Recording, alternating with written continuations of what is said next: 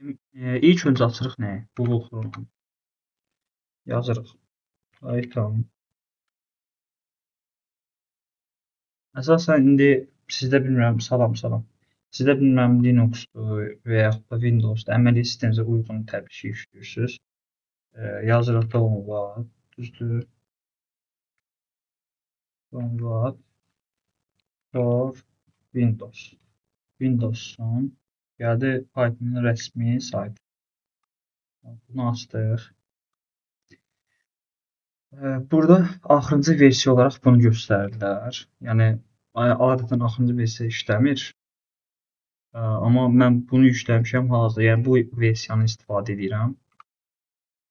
Vururuq, bura yüklənir və sağ tərəfdə yuxarıda görürsünüz burada. Buradan vururuq bunu. Bunu açırıq. Yəni ikinci dəfə quraşdırsam təbii ki, belə bir problem yaşanacaq. Və install edirik. Bu quraşdırılır. Bu bizim kompüterimizə yükləmək üçündür. Biz indi deyək ki, quraşdırmışıq, artıq yükləmişik. Hər vaxtınız xeyir. Bilmirik də bizdə indi hal-hazırda Python var, yoxdur. Varsa versiyası nədir? Təbii ki, ona baxmaq lazımdır. Açırıq nəyi? CMD. Bax, buraya yazırıq. Start menüsünü. Görürsünüz bunu. Command prompt. Bunu açdıq. Gəldi bura. Nə yazırıq? Bu sözü yazmaq lazımdır. Eyni ilə. Python 2 version. Enter edək. Baxın. Bu düşdüsə artıq deməli, yəni bu versiya deməkdir. Bəli, Python-un quraşdırılması. Bu düşdüsə artıq o deməkdir ki, bizdə Python quraşdırılır, bizim kompüterdə Python var və versiyası da budur. Bu bizim kompüteri yükləmək üçün, amma biz bunu hardasa işlətməliyik. Düzdür? Bunu elədik. Tamamladıq və indi bizə nə lazımdır? Bunu biz dedik ki, Visual Studio Code, yəni məndə olan bu hissə, bu proqram proqramlaşma dillərini istifadə etmək üçün çox rahat versiyadır. Yenə mən bunu bağlayıram, bir dənə plus açıram. Yenə nə yazıram bu? VS Code, yəni Visual Studio for download for Windows. Yenə Windows'a uyğun işləyə görürsən, hər bir versiya üçün var. Yenə bunun rəsmi saytı var. İstənilən kompüterdə bəli quraşdırıla bilər. Telefonda problemdir, amma kompüterdə quraşdırıla bilər. Amma sizə dediyim kimi, bax, Python'da quraşdıranda, Visual Studio, ümumiyyətlə nə yükləyirsə kompüterə, Chrome'da axtaranda download for həmin əməliyyat sisteminin adını yazırsınız. Yəni Windows'dur. Hətta Windows 11 falan yazsa daha yaxşı olar. Biz yazdıq bunu. Yayımı bəyənib paylaşaq zəhmət olmasa. Çox adam görsün. Çünki çox adamın axtardığı bir şeydir. YouTube'da da buna aid normal bir video yoxdur. Tapmaq olmur. Çox müraciət gəlir ki, bəs mən Python-u quraşdıra bilmirəm. Quraşdırmışam, işləmir. Yəni, bu cür problemlər var. Bunu yazdıq və enterlədik. Gəldi burada Visual Code Studio. Bunu təbii ki, proqramların çoxunu Microsoft Store-dan yükləmək olur. Amma bəzi proqramları rəsmi saytına yükləmək lazımdır. Orada olmayanlar var. Yəni, rəsmi saytına yükləyirlər. Burada baxın, çıxdı. Mac üçün var, Linux üçün var, bir də Windows 10-11 üçün var. Düzdür. Buradan yüklədik bunu, Windows 10-11. Yükləyəndən sonra mən istəyərdim ki, eyni disklə qoşulub sizdə işləyək bunları. Çünki artıq məndə hər şey hazırdır. Mən sadəcə sizə yükləmə yerini göstərə bilirəm. Yəni, silmək də istəmirəm ki, təzədən bir də hər şeyi quraşdırmalı olacam. Yükləyəndən sonra artıq biz burada bir dəfə də Python-u burada yükləməliyik. Mən indi prosesləri göstərəm, bilmirəm sizin yaddaşınız nə qədərdir. Siz ekrana paylaşıb bunları bir-bir eləyin istəyirsiniz. Hamı da görsün.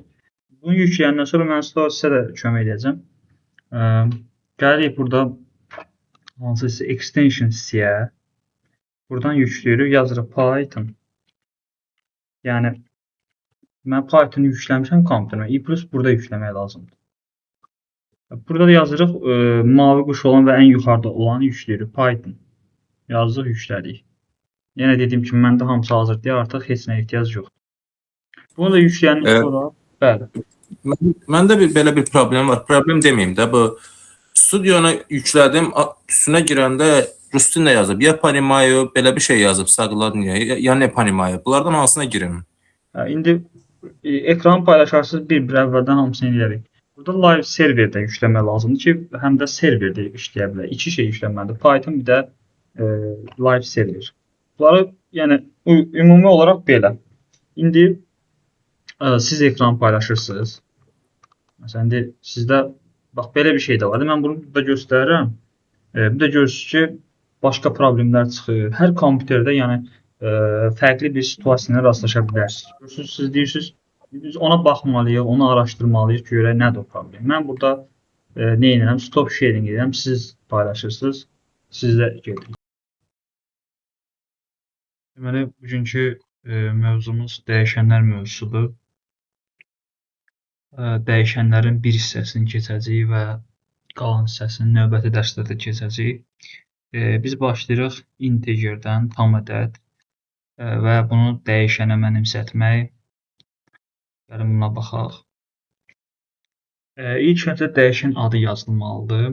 Yəni bu hər hansı bir ad ola bilər və əsas qanunda odur ki, dəyişən adında 3 simvoldan əsas istifadə etmək lazımdır. Hərflər, alt tirə və rəqəmlər. Burada ardıcıllıq dəyişə bilər. Bunların bəzilərindən istifadə edə bilərik, bəzilərindən istifadə edə bilmərik. Amma yəni bilməsək də olar. Əsas burada məsələ nədir? Rəqəmdən başlamasın. Yəni dəyişən adı, məsələn yazıram ki, tutaq ki, A3 alt tirə bərabərdir, tutaq ki, deyək 5-ə. Run edirəm. Baxaq.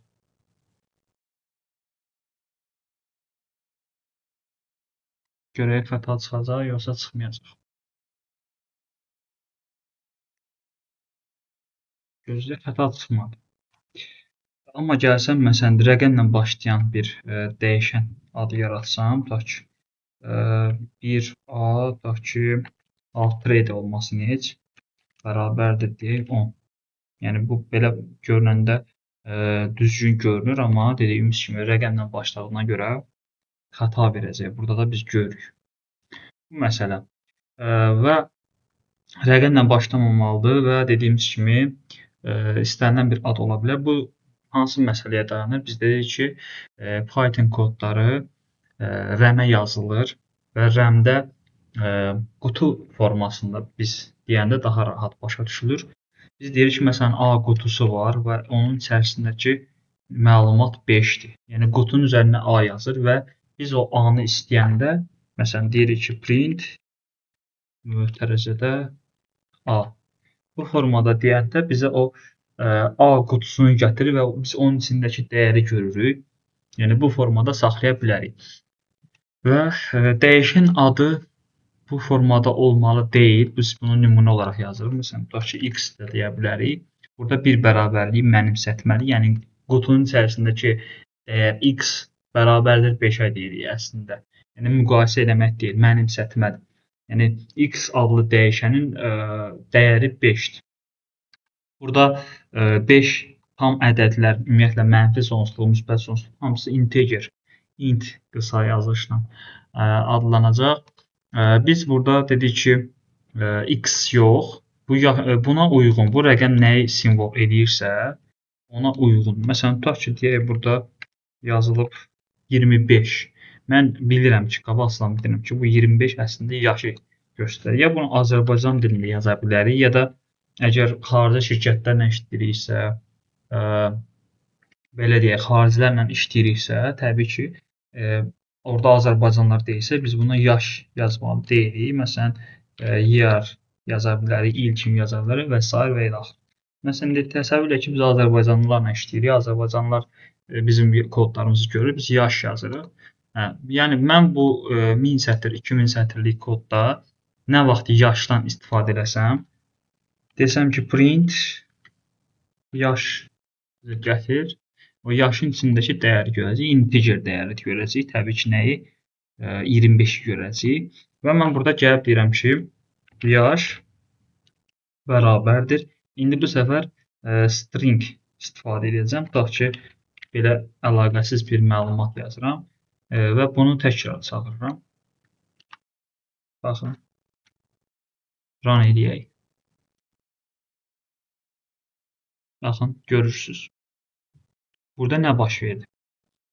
Birinci dəyişənimiz yaş adlı dəyişən qutuyu yarandı. İçinə 25 qoyuldu və biz onu print elədik, yəni ekranda çıxartdıq.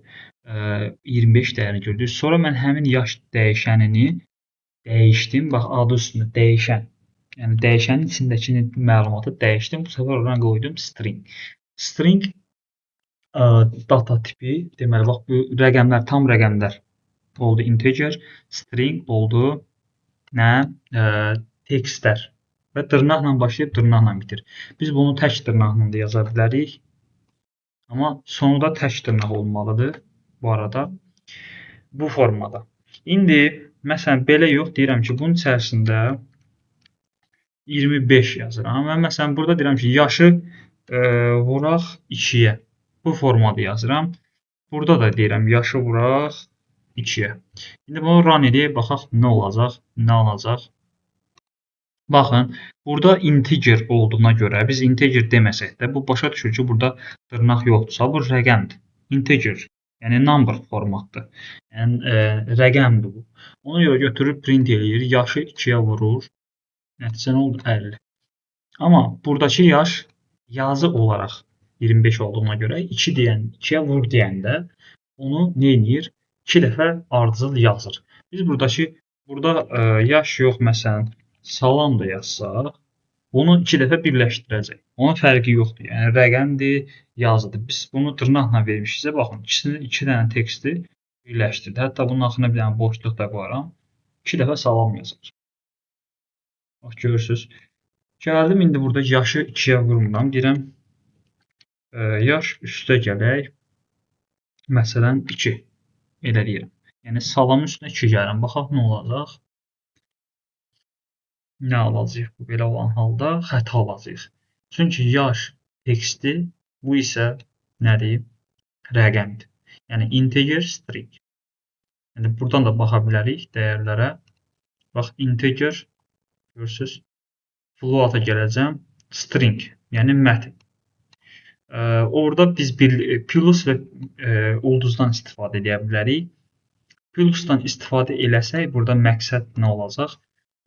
Biz plusdan istifadə edib rəqəm qoya bilmərik bura. Plusdan istifadə edib qoya bilərik ki, məsələn, dırnaqda yenə deyərəm ki, necəsən? Belə bir şey yazarım və dırnağı bağlayaram. Bu olar. İndi baxaq. Yaşın içərisində salam var. Görürsən, bu formada problem yoxdur. Və vuranda, biz bilirik ki, vuranda 2 dəfə ardıcıl yazır və yaxud da neçəyə vursaq, o qədər ardıcıl yazacaq. Tez-tez, fərqi yoxdur, rəqəmdir. Əgər bu string tipidirsə, biz onu dırnaqda yazmışıqsa, vuranda onu təkrarlayacaq. Toplayanda da bu tekstləri bu formada ardıcıl yazacaq. Burada niyə məsələn boşluq qoyub deyə bilərsiniz. Çünki mən bu salamın axırında burada boşluq qoymuşam. Həmin boşluq gəlib düşüb bura. Sonra necəsən və boşluq sual işarəsi bu formada olacaq. Yaxşı, biz indi gələk hansı məsələyə? Biz rahat, bax burada yaş, düzdür, bunu silək, bu hissəni silək. Bir də dedik ki, float var, yəni tam olmayan rəqəmlər, kəsri olan rəqəmlər, məsələn 15,5, tam 10-da neçə, 100-də neçə, 1000-də neçə. Yəni kəsri varsa, biz bunun tipinə necə baxa bilərik bu arada? Type, bax printin içərisində type, mötərizədə, type-ın mötərizənin içərisində biz yazırıq həmin dəyişənin adını.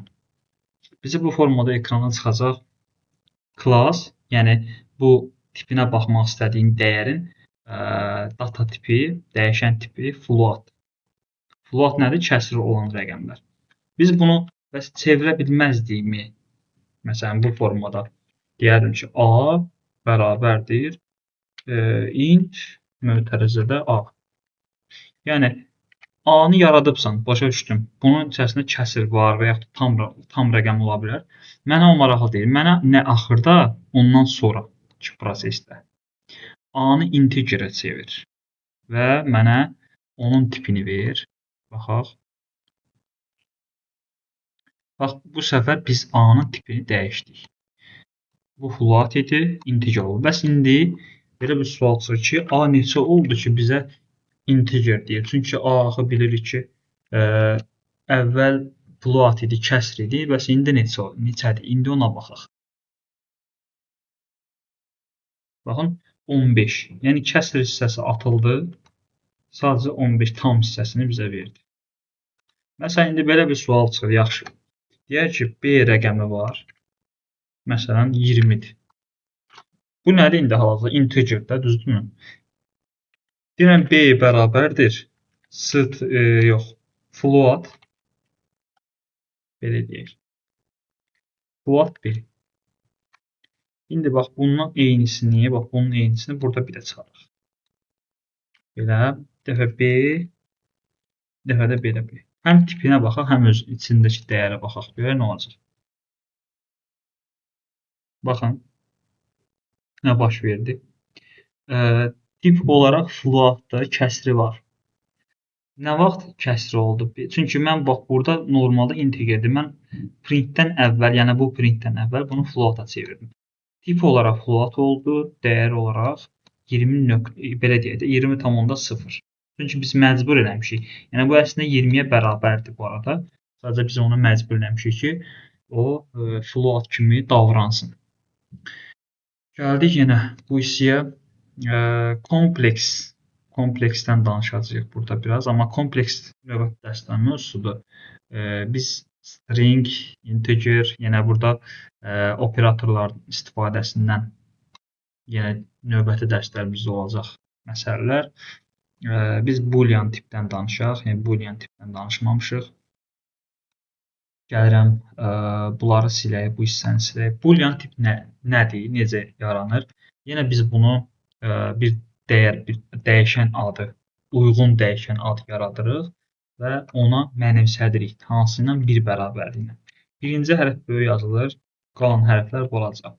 True dedik. İndi bu A-nın həm tipinə, həm də içindəki dəyərə baxmaq istəyirəm. Baxaq.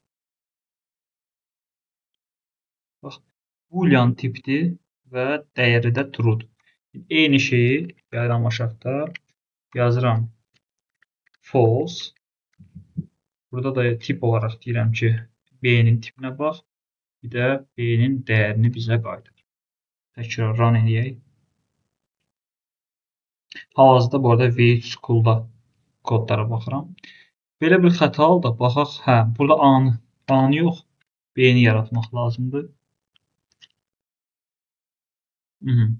Deməli, A-nın tipi booleandır.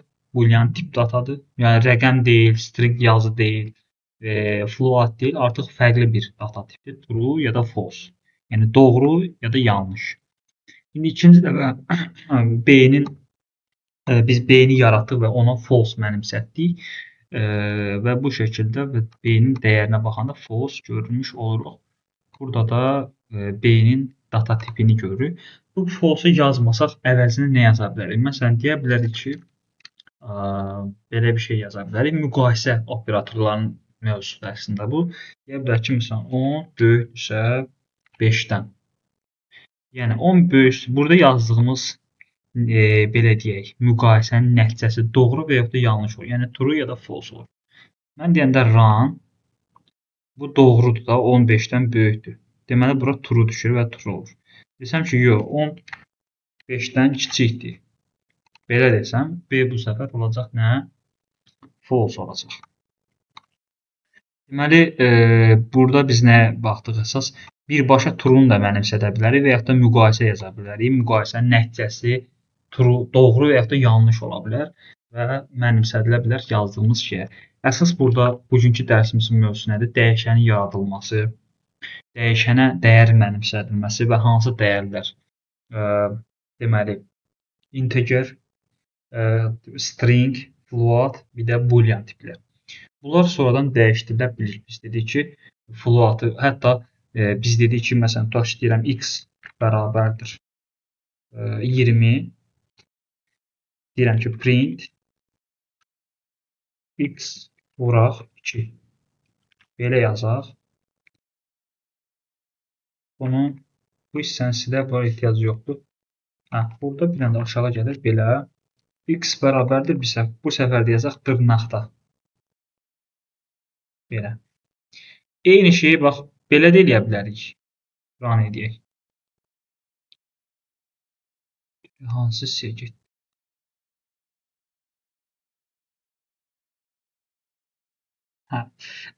Eyni şeyi bax x-in biz dedik ki, bu dəyişəndir. Axı mən bir dəfə demişəm ki, x 20-dir. Sonra onu 2-yə vur, bizə göstərir. O da 40 yerdə nəticə. Bir dəfə demişəm ki, x yazı 20-dir. Sən onu 2 dəfə yan-yana yaz, bizə göstər. Bunu biz toplam eləsək bilirik ki, xətadır. Yəni 2 ilə toplasaq, bunun data tipi nədir? Text, yəni string. Bunun data tipi nədir? Integer. Ayrı-ayrı data tipləri toplayıb çıxa bilməzsən. Amma biz indi bunu toplamamız üçün bunun da 2-nin də nə olmalıdır? 2-nin də dırnaqda olması gərəkdir. Ona görə də bax belə eləsək bu xəta olmayacaq. Çünki bu da stringdir, bu da stringdir. Görürsüz 202, yəni 20, bir də 2. Vuranda amma isə məsələn vuranda sən onu integer 2-yə vura bilirsən. Niyə? Səbəb nədir? Çünki biz deyəndə ki deməli x-i 2-yə vur. Nə deməkdir? Yəni x-dan 2 dənə olsun deməkdir də. Hansı bir rəqəmlə birbaşa kontakta keçmiş olmur. Yəni 2 ilə toplayanda sən 20 ilə 2-ni toplamalısan. Amma x-i 2-yə vurmaq elə bunun özünü 2 dəfə istifadə eləmək deməkdir. Özündən istifadə edir, başqa rəqəmdən istifadə eləmir. Ona görə də vurmada bu integerə vuranda xəta almırıq. Amma toplama çıxmada xəta alacağıq. Bu belə. Dəyişəni belə yaratdıq. Bunun əvvəl integer 20 idi, sonra bunu dəyişdik, elədik text, yəni string 20. Bunu başqa necə dəyişə bilərdik? Deyərdik ki, str mötərizə açılır x. Yəni deyirsən ki, x-i təzədən dəyişən bir dəfə yaratmışam. İndi növbəti dəfə bu əvvəlki x var idi, bu x. Bunu stringə çevir. Yəni textə çevir. Yine run edəcək. Baxaq, birində 40, birində 2020. Burada integer idi, yəni rəqəm idi. Burada 2-yə 40, bunu bilirik. Burada isə x-i əvvəlki x, bax x-in özünü x-a mənimsətmişəm. Amma hansı formasını? String formasını, yazı formasını. Demişəm ki, bunu yazıya çevir, yəni yazı 20, onu 2 dəfə təkrarla. Təbii ki, operatorlar dərsinin mövzusudur. Çünki operatorlar bilmədən bax bunları işlətmək çətin olacaq. Ona görə də dedim ki, belə çox bu dərsdə çox dərinə getmək olmaz. Biraz da beyninizi qarışdırmaq sizi motivasiyadan sala bilər. Belə. Deməli, hansı tiplər oldu? Deməli, string, float, integer, boolean tiplər. Comment məsələsi. Comment əgər, bax, deyirəm ki, mən burada comment yazmaq istəyirəm. Bundan sonra burada bu sətirdə comment yazmaq istəyirəm. Bax, belə olsun. Deyirəm ki, x dəyişənini stringə çevirdim. Mən bunu yazmışamsa, bu xəta verəcək. Çünki bunun qarşısına biz nəsə qoymalıyıq ki, blok olsun. Onun üçün DS istifadə edirik. Baxın, DS istifadəni görürsünüz, rəngi dəyişir. DS istifadə edəndən sonra ki, sətrin sonuna qədər olan ərazini Python oxumur. Başa düşür ki, bunu özümüz üçün yazmışıq. Ona görə də bu hissəni avtomatik olaraq oxumayacaq. Bu əvvəldə də olsa eyni şeydir. Baxın, bax bunu silirəm.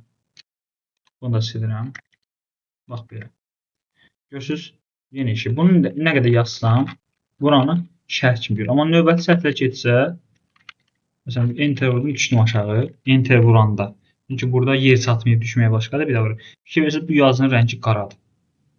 Deyək ki, mənim bax belə bir neçə sətrim var.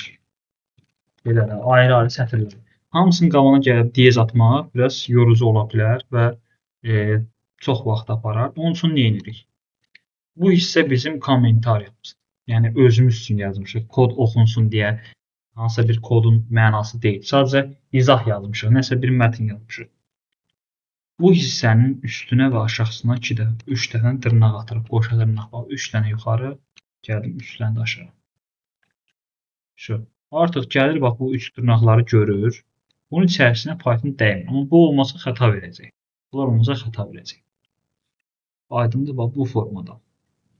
Bizim indi bu PDF-i oxumağımız lazımdır. Burada tanış olmaq lazımdır data tiplərlə və bunların fərqi, çevrilmələri, burada operatorlardan istifadə olunub. Aşağı gəlirik. Burada operatorlar əsas bunları biləndən sonra daha rahat işləmək olur dəyərlərlə. Bu da növbəti dərslərimizin mövzusudur. Başqa da bir şey qaldığını düşünmürəm. Yəni məncə əsas məsələ bu idi. V3 School-da işləyirik hələ ki. Burada görürsünüz ki, problem yoxdur, işləyir. Amma növbəti dərslərdən biz harda işləyəcəyik? Visual Studio Code hissədə işləmiş olacağıq. Sağ olun, özünüzdən müğayət olun.